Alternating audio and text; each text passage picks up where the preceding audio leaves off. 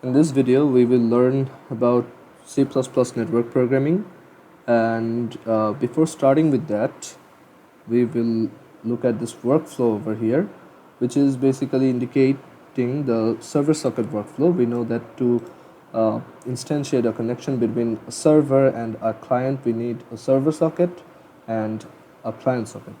And this is the workflow of Serversocket. First of all, we have to initialize a socket using this socket function, and then we have to define the socket address for that server socket, and then we have to bind that address with that socket, and then we have to set this socket to listen for incoming connections, and then while listening for incoming connections, once we have to accept that, and by accepting that we get the client socket. And we have some basic functions, which is send and receive, which we will use to communicate with the client. So in this video, we will basically create a server, and in the next video we will look how to create a client. Okay. So before starting, we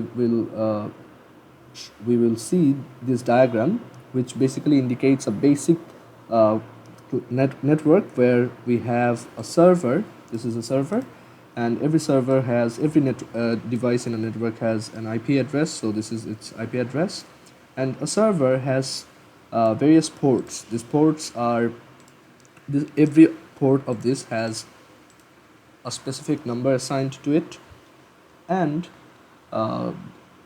here we have a client device, a client computer, and when a client has to connect with this server, the server will open one of its port, and this client has to know that port number.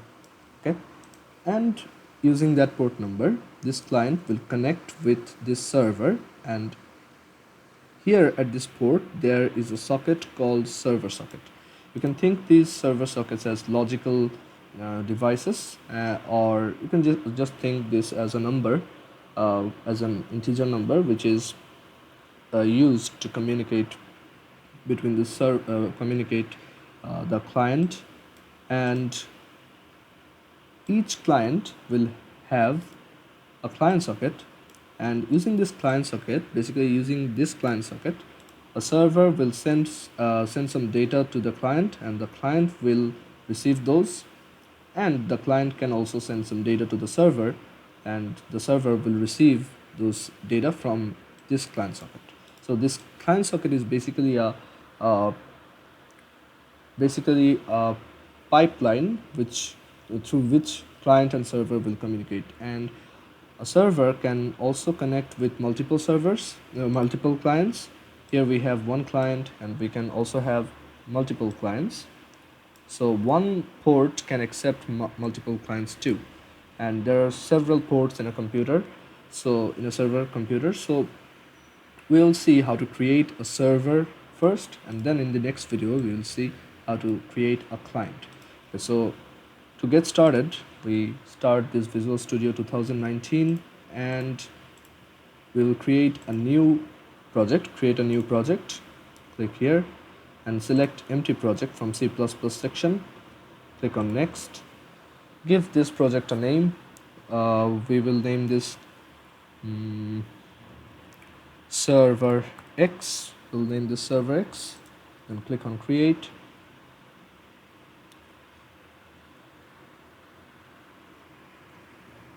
And now we have our project created.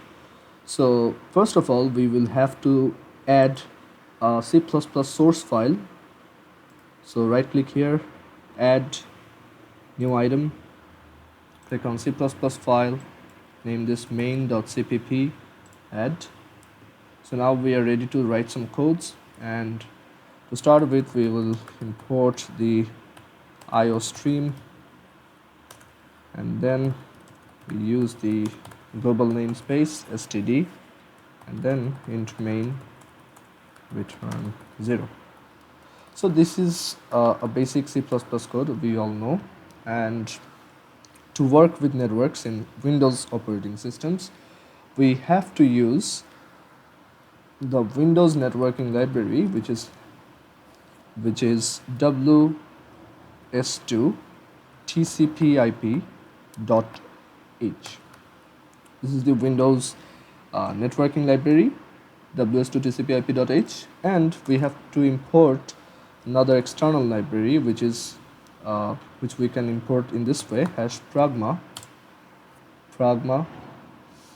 comment lib comma ws2_32.lib. So what this will do is this will import the ws2_32 library and associate it with this project. Okay, so after this we have to instantiate a connection. We have to make an object of type WSA data, this one, and we call this WS data. This is we are creating this to instantiate a connection. For every connection in Windows networking, we have to create a variable of this type, WSA data, WS data. We can name this anything you want. And after this, we have to start this connection. So to start, we have a function WSA startup, and what this takes as parameter is a word variable, which is W version requested, and the second parameter is a long pointer to WSA data object. So we have that WSA data object created in here, and what we need is a word variable. So to make a word, we have a function which is make word, and using this we specify the version of this WSA, which is 2,2. We are using 2.2 version, and here we have to send a pointer to a WSA data object. So we have already an object of type WSA data created, so we can send it as a pointer by sending its address. So and WS data. So we are instantiating a connection. To instantiate a connection, every connection we have to write these two lines, and finally we have to close. We have to close this connection, which is done by a function which is cleanup. So WSA cleanup, and it takes no parameter. Okay, so we have necessary arrangements to instantiate a connection. Now we will create a server socket, and then we will bind that server socket with with a server address. So the server socket is actually a socket. So you can think it is actually a socket. So you can name it. You can declare it as a socket variable. This WS2 TCP/IP header file contains the definition for this type of data, and it's actually type def, or if you are not comfortable with socket type, then you can also use int, because you can think sockets as just as integer numbers. So you can write it as int serversocket. So we have a server socket, and what we have to do is we have to bind this server socket with the address and port number. That means we have to bind this server socket with a port number. That means this application we are creating, this is a server application, and this definitely has to have a port number with using which a client will connect to it. So we have to define the port number of this server socket. So how to do that? So for socket address, there is a data type which is called sock address underscore in, and we call this Serversocket Info, because this structure will actually include some information information about the server socket we are creating. So sock address sock addr underscore in server socket info. And this server socket we are creating, this is a socket type object. So to instantiate it, to initialize it, we have to call the socket function, which takes a parameter int af, and this af will be af underscore inet, comma, then the type of the socket. This socket is of this socket is for TCP IP communication, not UDP, so we will have to write sock stream, comma, in protocol. For protocol we will define 0 for now. Okay. Then after that, this is the server socket, and now we have to bind a port number with it. So let's define this server socket info. So this server socket info, we have to set its family. We have to set its family, we have to set its address, and we have to set its port. So first of all, we will define the port.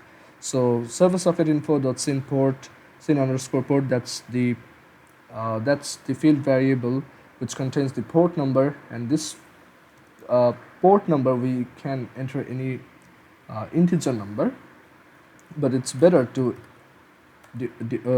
specify a larger number, because many of the system applications are already using various ports, so we should not use any of those. So, and those system ports are basically numbers lower than 5000. Okay, so we have to define a port number, and this syn underscore port, this is actually not an integer field, and this field I don't want to discuss it in much detail here, but what I can say for now, that we have to convert the port number, which is an integer number, we have to convert this port number into the data type of this field, syn underscore port. And to convert that port number, we have to use h2ns function, which is, if you hover over it, is a use short, that is an unsigned short, a function which returns an unsigned short. So what this h2ns function does is it takes a port number in integer format, and then it converts it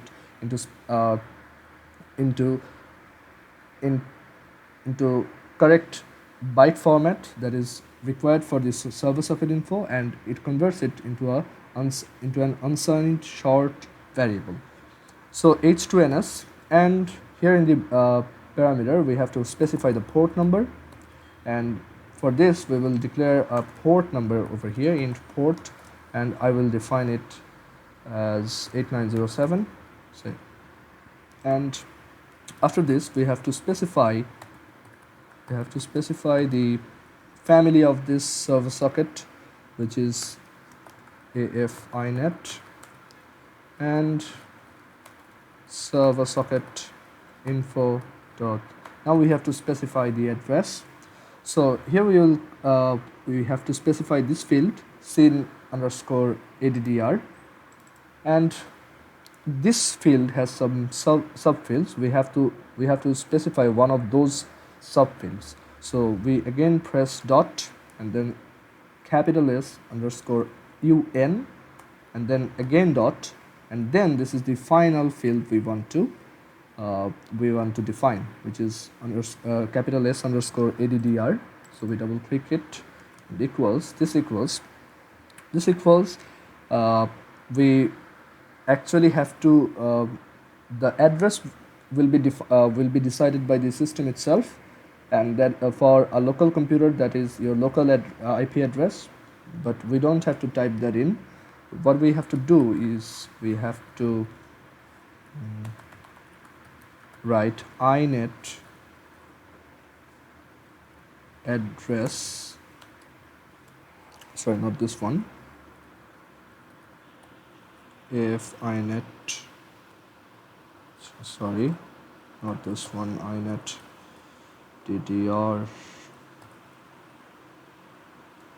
Okay, wait a bit, what am I missing?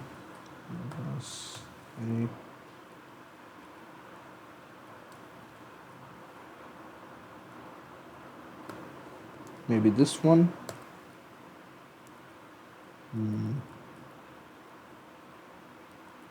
Okay, so it is inaddr underscore any.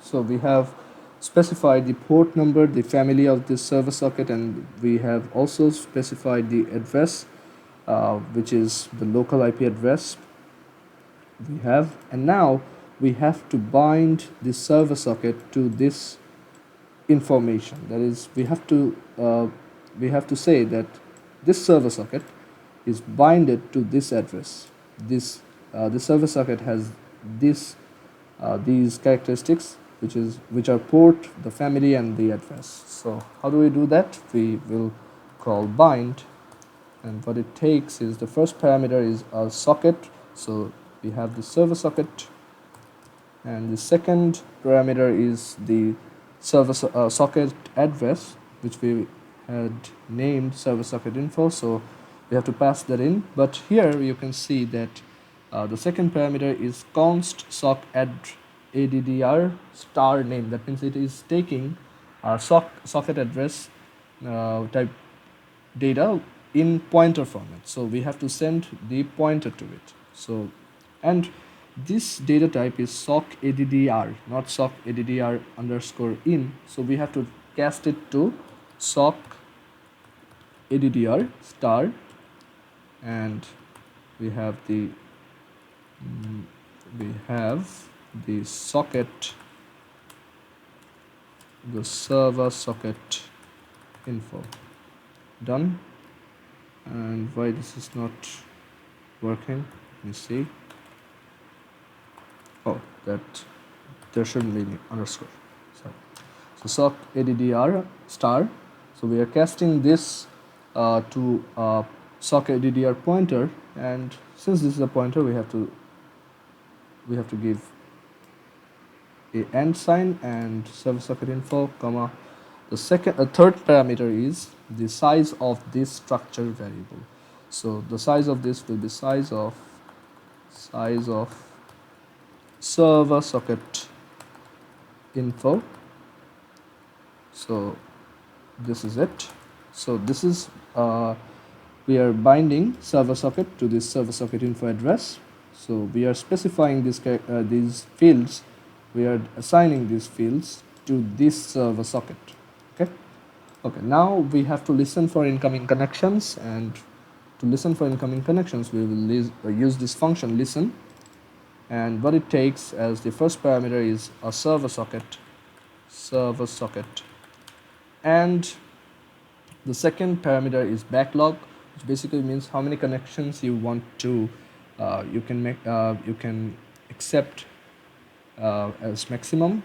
So we will define this so max conn, which means that accept as many connections as I can, accept as many connections as this computer supports. Okay, so max com, this is a large number. If you hover over it, you will see that is 0x7ff, which is a large number in hexadecimal.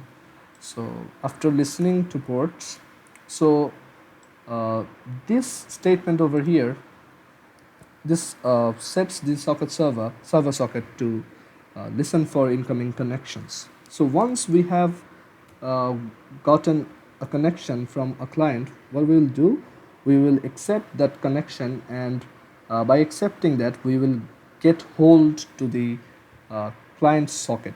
Okay, so we will define a new variable in client socket, and this will be we will retrieve this from the server socket by accepting connections. So accept, and this accept function accepts the server socket. That means we are using the server socket to accept connections, and the later parameters, so we have already specified the server socket's address and other stuff, so we will not specify these again. So we will see null and null.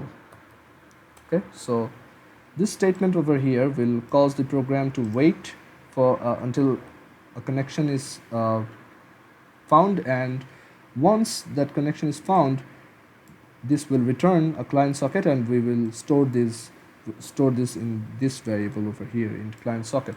So once we have got this client socket, we can stop listening to more connections. If you want a multi-client server, then you don't have to do this. But if you want your server to accept only one connection, then you have to stop listening to it.